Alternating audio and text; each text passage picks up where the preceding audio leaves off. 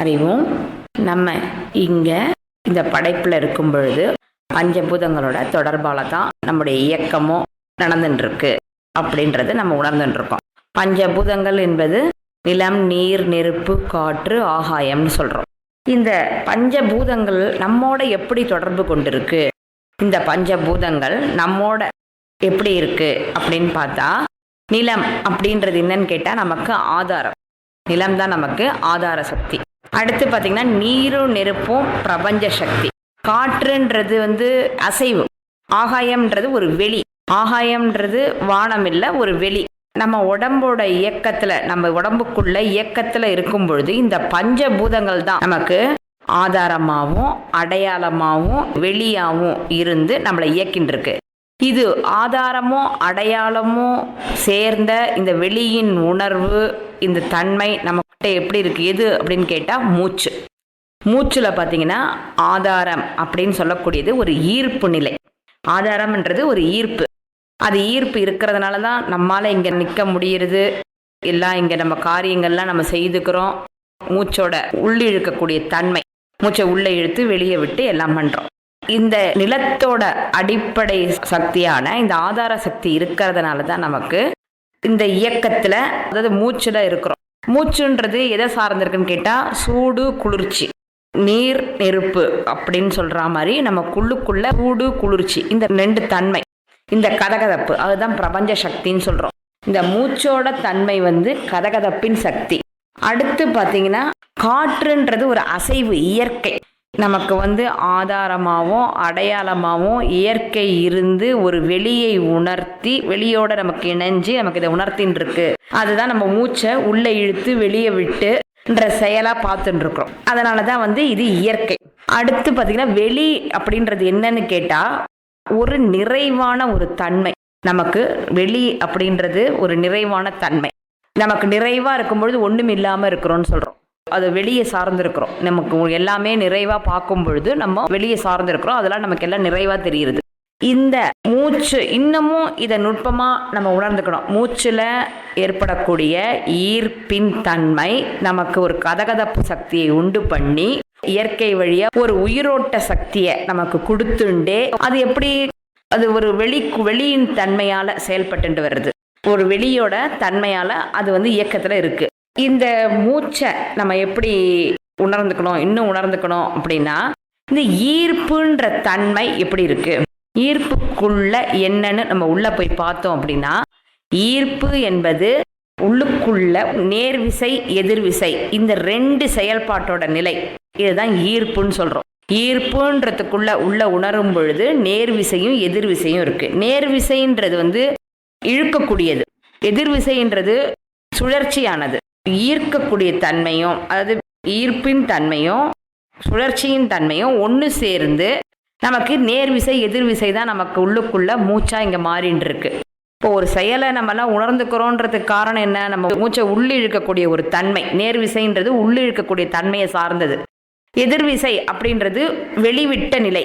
வெளியே விட்டுட்டு அடுத்து நேர்விசைக்கு நம்ம எடுத்துக்காம இருந்தோன்னா, மூச்சை உள்ளே இழுத்துட்டு எதிர்விசைக்கு போகும் பொழுது மீண்டும் நம்ம மூச்சை உள்ளே இழுக்காம, அதாவது நேர்விசையோட இயக்கத்துக்கு நம்ம உட்படாம இருந்தோம்னா, அந்த இடத்துல கிடைக்கிறது என்னன்னு கேட்டால் வெளியின் தன்மை.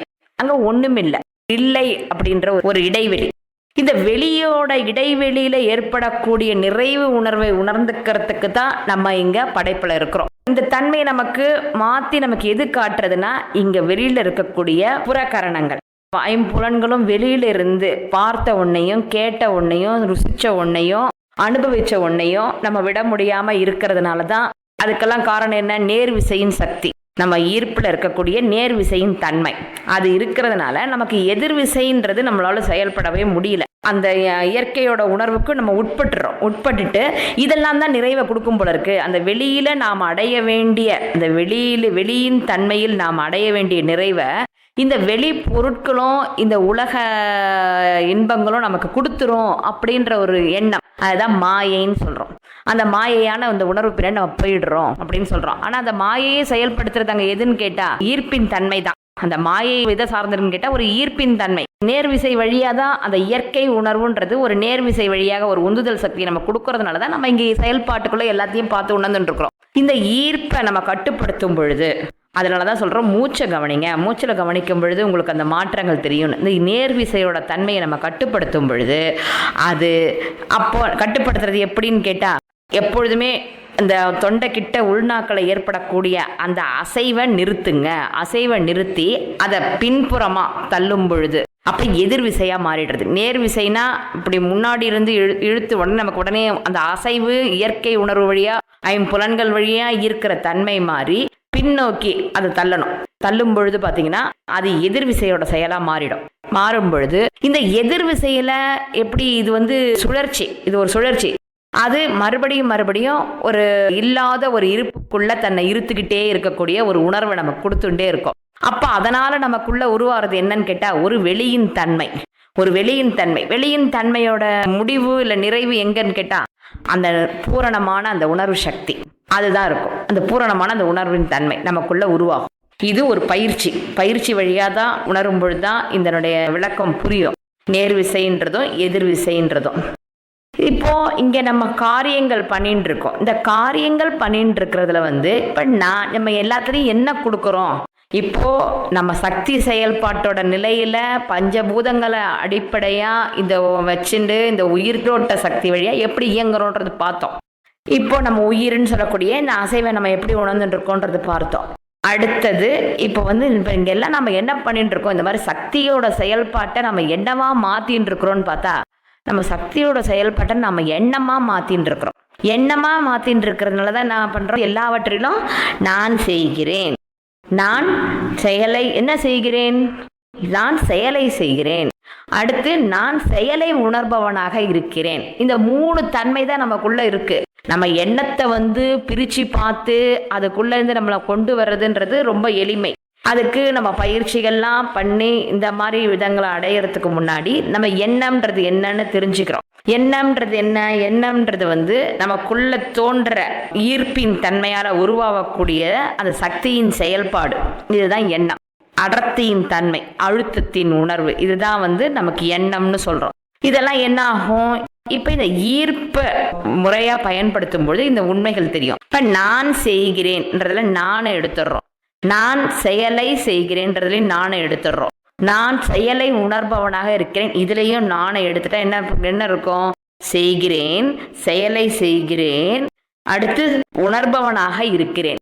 இப்போ இந்த இடத்துலயே நான் இல்லைன்னா கூட அந்த இடத்துல என்ன, எங்கேயோ ஒரு எண்ணம் இருக்கு. எண்ணம் இருந்து அந்த இயக்கத்துக்கு ஆதாரமா இருக்கு. இப்போ அதையும் கடைசியில இருக்கிறதையும் எடுத்துடுறோம். செய், செயல், உணர், இதை மட்டும் எடுத்துட்டோம் அப்படின்னா எது செய்யறது, இங்க செய்யறதுன்றது என்ன அப்படின்றதுக்குள்ள நம்ம போய் பார்த்தோம்னா இந்த பக்கம் நானுன்றது கர்த்தா, இங்க செயல்ன்றது அனுபவங்கள். அடுத்து இந்த பக்கத்துல இந்த கர்த்தாவாகிய இந்த ஜீவனுக்கு அனுபவங்களை தர வேண்டி ஏதோ ஒன்று அங்கே இயக்கின்னு அது நம்மளோட தான் இருக்கு, நம்மளோட தான் சேர்ந்துட்டு இருக்கு, நம்மளோட தான் இயக்கத்தில் படைப்பில் வந்துட்டு இருக்கு. அது இருக்கிறதுனால தான் நம்ம இங்கே இயங்கின்னு இருக்கிறோம். அதனால தான் நான் செய்கிறேன், நான் செயலை செய்கிறேன், நான் செயலை உணர்பவனாக இருக்கிறேன்னு சொல்கிறோம். இப்போ இந்த கர்த்தாவை நீக்கிட்டோம்னா அங்கே செயலுக்கும் அதுக்கும் சம்பந்தம் இல்லை. ஏன்னா அது எந்த செயலோடையும் சம்பந்தப்படாது, அதுக்கு அனுபவங்கள் தேவையில்லை. ஆக அதை நீக்கிட்டோம்னா அந்த உணர்ற அந்த அந்த முழுமையான அந்த தன்மையை எது இயக்கத்துக்கு ஆதாரமாக இருக்கோ, அடிப்படையாக இருக்கோ, அதை நீக்கிட்டோம்னா இங்கே கர்த்தாவும் அனுபவமும் மட்டும் இருந்து இப்போ ஒன்றுமே பண்ண முடியாது. ஏன்னா அங்கே ஒரு சக்தி தேவை, அதை இயக்கக்கூடிய, அதை வெளிப்படுத்தக்கூடிய அந்த சக்தி தேவை. ஆக நம்ம இந்த கர்த்தாவாகிய நான் என் அனுபவங்களோடு இணைந்து எனக்குள் இருக்கக்கூடிய உணர்த்தக்கூடிய அந்த படைப்பின் ஆதாரத்தினால் நான் இவற்றை செய்து கொண்டிருக்கிறேன். இங்கே எனக்கு எந்த சம்பந்தமும் கிடையாது, எல்லாம் அவன் செயல், எல்லாமே அவனுடையது அப்படின்னு சொல்றோம். ஏன் சொல்றோம்னா இதனால தான் இங்க நம்ம இங்க வெறுமனே கருவிகள் தான். எதுக்கு? அனுபவத்துக்கான ஒரு கருவிகள். இதுதான் நம்ம இங்க உணர்ந்துட்டு இருக்கணும். இதையே இன்னும் கொஞ்சம் விரிவா நம்ம உள்ளுக்குள்ள பார்த்தோம் அப்படின்னா எண்ணம்ன்றது என்ன? இப்ப இந்த எண்ணம்ன்றது தான் நான் பார்த்தோம். நம்ம அனுபவங்கள், அடர்த்தியின் நிலை, அழுத்தத்தின் தன்மை. இந்த எண்ணத்தை எப்படின்னா ஒரு மாயையோட உணர்வா, அது சக்தி ஓட்டம், நமக்குள்ளே வெளிப்படக்கூடிய நேர்விசையின் தன்மையோட அந்த சக்தியின் மேல் செலுத்தக்கூடிய உயிரோட்ட சக்தியின் தன்மையை பொறுத்து அந்த நான்ன்ற வெளிப்பாட்டை எடுத்துக்கிறோம்.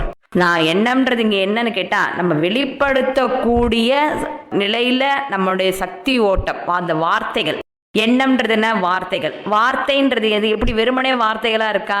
இல்லை, ஒளி வடிவத்தில். இது ஒளி, சவுண்டு வடிவத்தில் வெளிப்படுத்துகிறோம். அந்த சவுண்டுக்கும் அங்கே ஆதாரமாக என்ன தேவை? ஏதோ ஒரு சக்தி தேவை. சக்தி இருந்தால் தான் அந்த சவுண்டே வெளிப்படும். அந்த சக்தியை வச்சுண்டு, அந்த உயிரோட்ட சக்தியை வச்சுண்டு இந்த ஒளி உணர்வை நம்ம ஏற்படுத்தின்னு இருக்கோம். இதுதான் மனம். மனம்ன்றது என்னன்னு கேட்டால் எண்ணம். மனம்ன்றது எண்ணமாகவும், எண்ணம்ன்றதுக்குள்ள சக்தியின் நிலை எப்படி செயல்படுறதுன்னா, எண்ணம்ன்றதுக்குள்ள வார்த்தைக்கு மேலே நம்ம கொடுக்குற அந்த சக்தி, உயிரோட்ட சக்தியின் நிலையை பொறுத்து நம்ம அதை உணர்ந்துட்டு இருக்கிறோம். இதுதான் இங்கே மனம்னு எண்ணம்னு சொல்கிறோம். மனம்ன்றது எண்ணங்களோட தொகுப்பு அப்படின்னு சொல்கிறோம். இதையே உணர்வு பூர்வமான நிலையில் பார்த்தோம் அப்படின்னா, அது ஒளியை சார்ந்தது, வெளிச்சம், பிரகாசம், அந்த தன்மையை சார்ந்தது. அது உயிரோட்டத்தோட சேர்ந்தது. அது வெளிச்சத்தை சார்ந்தது. அது எதை சார்ந்து இருக்குன்னா, அது அறிவை சார்ந்து இருக்கு. அறிவை சார்ந்து அதனுடைய வெளிப்பாட்டு தன்மையை உணர்வா வெளிப்படுத்தின்னு இருக்கு. அறிவுன்றது உணர்வாகவும், மனம்ன்றது எண்ணமாகவும் இருக்கு. மனம்ன்றது எண்ணமாகவும், அறிவுன்றது உணர்வாகவும். இப்படிதான் நமக்குள்ள மாத்தி மாத்தி செயல்பட்டு இருக்கு. நமக்கு எந்த பாதையில போறது, எப்படி போறதுன்னு தெரியல. இதுவரைக்கும் நம்ம இயற்கையின் உணர்வால தூண்டப்பட்டு, விலங்குகள் தன்மையோட இயற்கை உணர்வு வந்த உடனே விலங்குகள் தன்னை அறியாம அதுல செயல்படுமோ அந்த மாதிரி நம்ம செயல்பட்டு இருக்கோம். ஆனா நமக்கு அதுக்கு மேல விலங்குகளை தாண்டி ஒரு அறிவு, பகுத்தறிவு அப்படின்னு ஒண்ணு கொடுத்துருக்காங்க. அது ஏன்னா, பகுத்தறிவுனா விஷயங்களை ஆராய்ச்சி பண்றதுக்கு இல்லை, அது உணர்ந்த தன்மையை ஏற்படுத்திக்கிறதுக்கு, உணர்வு தன்மையை வெளிப்படுத்துறதுக்கு. அது அறிவோட சார்ந்தது, அறிவோட இயக்கம் அது. அதனால அதை நம்ம உபயோகப்படுத்தி பார்க்கும் பொழுது அது நமக்கு எப்போ வெளியாகும்? தியான நிலையில நமக்கு அது வெளியாகும். தியானம் பண்ணும் பொழுது நமக்கு அந்த அறிவுன்றதோட வெளிப்பாடு தெரியும். சாதாரண நிலையில் இருந்தனா மனம்ன்றது எண்ணத்தின் வடிவமாகி, எண்ணம்ன்றது ஒளி சத்தத்தோட அடிப்படையில் வார்த்தைகளாக மாறி, அந்த வார்த்தைகள் மேலே கொடுக்குற உயிரோட்டத்தன்மையை, அந்த அசைவுகளை நம்ம நான் நினச்சிக்கிறோம். ஒருத்தங்க என்ன சொன்னாங்க, இப்படி பண்ணாங்க, இவங்க இதை செஞ்சாங்க, அதை செஞ்சாங்கன்னு ஏன் சொல்கிறோம்? அந்த வார்த்தைகள் மேலே ஒரு உயிரோட்ட சக்தியை நகர்த்திகிட்டே இருக்கிறோம். அதை வச்சு இந்த ஒளி சத்தத்தில் நம்ம இந்த உயிரோட்ட சக்தியை கொடுத்துண்டு அதை உணர்ந்துட்டே இருக்கிறோம். அதுதான் நம்ம எண்ணம்னு சொல்கிறோம். இங்கே நம்ம செய்யறதுக்கு ஒன்றும் இல்லையே. கர்த்தா அனுபவங்களுக்காக மட்டும்தானே வந்திருக்கு, அதனுடைய வேலை இல்லையே. அங்கே அனுபவங்களை எது பிறப்பிக்கிறதுக்காக நமக்குள்ளேயே இருந்து ஒன்று தெரிகிறதோ அதுதானே உண்மை. இப்போ மேலே இருக்கக்கூடிய சந்திரன் ஒரு குடத்துல அதனுடைய பிம்பம் தெரியுது. அதுக்காக குடத்துல தான் சந்திரன் இருக்கான்னு கேட்டா இல்ல, அதோட பிம்பம் இதுல தெரியுது. அது மாதிரி அறிவோட ஒரு சாயல், நிழல் வேணா மனம்ன்றதுக்குள்ள ஒரு புத்தியா செயல்பட்டு இருக்கலாம், உணர்ற தன்மையை உணர்த்துறதுக்காக. ஆனா நம்ம என்ன நினைச்சுக்கிறோம், இந்த குடத்துல இருக்கிறதான் சந்திரன்ற மாதிரி. எனக்கு தோன்ற எண்ணங்களும், எனக்குள்ளே தோன்றுகின்ற எண்ணங்களும், நான் செய்கின்ற செயல்களும் எல்லாமும் நான் உணர்பவனாக இருக்கிறேன். அதனால நானே தான் இங்க எல்லாம் அப்படின்னு நினைச்சுக்கிறோம். நான் தான் இங்க எல்லாமாவும் இருக்கிறேன், நான் செய்கிறேன், நான் செயலை செய்கிறேன், நான் செயலை உணர்பவனாக இருக்கிறேன். இத்தனை தன்மையும் சேர்ந்த இந்த முழுமையானதான் நான் அப்படின்னு சொல்லிடுறோம். அப்ப அறிவோட தன்மையை நம்ம உணர்றதே இல்லை. அறிவோட வெளிப்பாடுன்றது அமைதியானது, அது ஒளியை சார்ந்தது. அதனால நம்ம உணர்ற தன்மை அறிவோட தன்மை, உணர்வு தன்மையா இருக்கணுமே தவிர்த்துட்டு மனதோட எண்ணத்தோட ஒளி இந்த சவுண்டுக்கு மேலே கிடையாது. இங்கே கேட்குறதெல்லாம் பார்க்கறதெல்லாம் எதுவுமே உண்மை இல்லை. இந்த உயிரோட்ட சக்தியான இந்த பிரபஞ்ச சக்தி நமக்குள்ள செயல்படுத்தின்னு இருக்கிற வரைக்கும், இந்த ஈர்ப்பின் வழியே, அதாவது மூச்சு இருக்கிற வரைக்கும், நம்ம உள்ளே இழுத்து வெளியே விடுற இந்த செயல் இருக்கிற வரைக்கும் மட்டும்தான் இதெல்லாம் உண்மை. ஆனால் இந்த செயல் நின்று போய் ஒரு நாள் நமக்கு இல்லாமல் ஆகும் பொழுது, அதாவது வெளிக்குள்ள போகும் பொழுது நம்மால நகரக்கூட முடியாது. வெளிக்குள்ள அதாவது நம்ம இல்லாத இருப்பா மாறும். நம்மளுடைய சக்தி ஒரு இல்லாத நிலையை, அதாவது உடல் இல்லாத நிலையை அடையும் பொழுது அது ஒரு அழுத்தமான அடர்த்தியான ஒரு தன்மையை கொண்டு எங்கேயும் நகர முடியாது. அப்படியே அது பிரபஞ்சத்துல எங்கேயோ ஒரு இடத்துல அப்படியே ஒரு அழுத்தமான இறுக்கமான உணர்வுக்குள்ள மாட்டிண்டு அதை மறுபடியும் அதை தன்னை ரிலீஸ் பண்ணிக்கிறதுக்காக அப்படியே அதுக்கு அழுத்தத்துக்குள்ள இருந்துட்டு இருக்கோம். இறைவனுடைய கருணையால இது மறுபடியும் ஒரு பிறவி கொடுத்து இந்த ஜீவனை அனுப்பப்படும் பொழுது அப்போ கொஞ்சம் ஃப்ரீயாக அது இயங்கிறதுக்காக இந்த உடலை கொடுத்து மூச்சு கொடுத்து அனுபவங்களை கொடுத்து இங்க அனுப்பி விடும் பொழுது மறந்து போய் மீண்டும் தன்னை தொலைச்சு நான் செய்கிறேன், நான் செயலை செய்கிறேன், நான் செயலை உணர்கிறேன்ற எண்ணத்தை கொண்டு வந்தா இன்னும் அழுத்தமும் அடர்த்தியும் அதிகமாகி அதுக்கு புரிதல்ன்ற ஒன்று இல்லாமல் இன்னும் கீழான பிறப்புகளாக அது போகும். இதே மேலான இந்த உணர்வோட தன்மையில் அறிவோட உணர்வை நம்ம உணர்ந்துட்டு இருந்தோம் அப்படின்னா நம்மளால் வேகமாக எங்கேயும் பரவ முடியும், நகர முடியும், எங்கேயும் பரவி இருக்க முடியும். எல்லாமாவும் இங்கே இருக்கிற அந்த வெளிக்குள்ளே நம்மளை இணைச்சிக்கணும் எப்பொழுது. அதனால தான் சொல்கிறோம், அந்த ஸ்பேஸ்க்குள்ளே நம்மளை வச்சுக்கணும். நம்ம ஒரு குறிப்பிட்ட ஒரு இதில் இல்லாமல் காலத்துக்குள்ள ஒரு குறிப்பிட்ட அளவில் இல்லாமல் காலத்தை தாண்டிய ஒரு உணர்வாக மாறணும். காலம்ன்றது ஒரு குறிப்பிட்ட வரையறைக்கு உட்பட்டது, அது ஒரு வரையறைக்குள்ளே இருந்துட்டு இருக்கோம். ஆனால் வெளின்றது எங்கேயும் பறந்து விரிந்து எல்லாமாவும் இருந்து எதனோடும் ஊடுருவி எல்லாவித உணர்வுகளையும் பிறப்பித்து எல்லாவித உணர்வுகளாகவும் இருந்து அங்கே அதுவே எல்லாமாவும் இருக்கிறது என்ற உண்மையை நம்ம உணர முடியும். இதெல்லாம் எது கொடுக்குன்னு கேட்டால் இப்போ நமக்கு கையில் கொடுத்துருக்கிற இந்த மூச்சை வச்சுட்டு தான் நம்ம அதை கண்டுபிடிக்க முடியும். நம்ம இல்லாத ஒரு இருப்புக்குள்ள நம்மளை இருத்தி வச்சுக்கிறது எப்படி, நம்ம எங்கேயும் பறந்து விரிந்த ஒரு உணர்வாக இருக்கிறது எப்படி, நம்ம ஒரு குறிப்பிட்ட எல்லைக்குள்ள இல்லாமல் இந்த மாதிரி அடர்த்தியையும் அழுத்தத்தையும் உண்டு பண்ணிக்காம நம்மளை ஒரு ஃப்ரீயாக நம்மளை நகர்றதுக்கு அதுதான் தியானம் பண்ணும்பொழுது பார்த்திங்கன்னா நம்முடைய அசைவு, நம்முடைய அடுத்தடுத்த உணர்வுத்தன்மை, உடல்கள்னு சொன்னால் கூட அதெல்லாம் ஒரு தத்துவமாயிடும். அந்த உணர்வுத்தன்மை விரிவடையக்கூடிய ஒரு நிலை, விருந்து பறந்து எல்லாவித உணர்வுகளோடு சேர்ந்து எல்லாவித சக்தியாகவும் மாறி அது எப்படி இருக்கும் அப்படின்றத இங்கே உடம்புக்குள்ளே இருக்கும் பொழுதே அனுபவிச்சுட்டா தான் முடியும். அதுதான் அறிவோட இயக்கம். ஏன்னா இது பிரபஞ்சத்தில் இது படைப்புக்கு உண்டானது. அதனால நமக்கு அதை உணரக்கூடிய அறிவும் நம்ம கூடயே இருக்கு. இதெல்லாம் யார் கொடுப்பாங்கன்னா குரு. காற்று சொன்னோம் இல்லையா, குரு இங்கே எல்லாமாவும் இருக்கிறார் வழி. அது எப்படி நமக்கு எல்லாமாவும் இருக்கிறது இங்கே குரு தான். அவர் தான் படைப்பில் நமக்கு இயக்கமாகவும் ஆதார சக்தியாகவும் நமக்கு அனுபவங்களுடைய தன்மையாகவும் நமக்கு உணரும் பொழுது அதை நேராக உணரக்கூடிய ஒரு நிறைவான சக்தியாகவும் எல்லாமாவும் அவர் தான் இருக்கார். ஆக நம்ம இங்கே வாழ்க்கையில் வாழ வந்திருக்கிறது அனுபவங்களை பெற வேண்டி, அதுவும் அனுபவங்களில் ஒரு நிறைவை ஏற்படுத்த வேண்டி என்பதுதானே தவிர வார்த்தைகளுக்கு மேலே நம்முடைய உயிரோட்ட சக்தியை வீணடிக்கக்கூடாது. அதை செய்கிற செயலில் நம்மளை இருத்திக்கக்கூடாது. நம்ம இங்கே எதுவுமே இல்லை, நம்ம இங்கே இருக்கிறதெல்லாம் நமக்கு தேவையானதோ நமக்கு வேண்டியதோ எல்லாம் எங்கே கிடைக்கும்னா இங்கே இருக்கிறதுல தேடினா கிடைக்காது. படைப்பை சார்ந்த ஒன்னோட படைப்புக்குள்ளேயே தேடினா கிடைக்காது.